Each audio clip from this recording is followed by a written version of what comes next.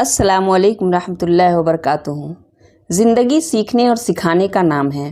बांटने के लिए सिर्फ दौलत नहीं, हर वो चीज़ जो हमारे पास अपनी ज़रूरत से ज़्यादा है उसे बांटना चाहिए। कोई हुनर, कोई इल्म, कोई काबिलियत, कोई सलाहियत, और सबसे बड़ी बात अपना वक्त और तवज्जो। इफ़रा तफरी के इस दौर में हमारे चंद अल्फाज आग पर तेल का या फिर ज़ख़म पर मरहम का काम करते हैं।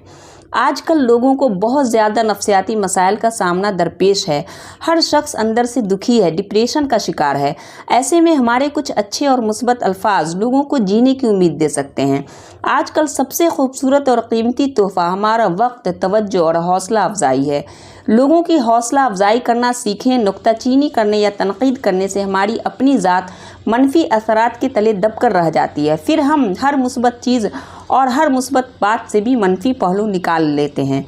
हम इस कदर आदी हो चुके हैं कि हमारी आँख मुस्बत पहलू को देखने से कासिर है, क्योंकि मनफी सोच के हामिल शख्स की आँख मुस्बत पहलू को देखने से कासिर होती है।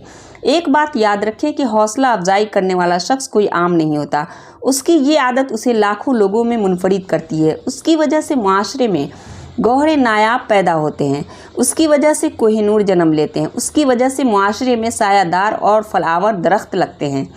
जहाँ हौसला अफजाई करने वाले की वजह से दूसरे लोग 2 कदम आगे जाते हैं, वहीं हौसला अफजाई करने वाला खुद 4 कदम आगे चला जाता है।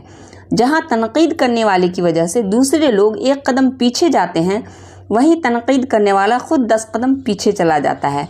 हौसला अफजाई करने की आदत बनाएं। ज़िंदगी सीखने का नाम है, गिराने का या तकब्बुर का नाम नहीं है।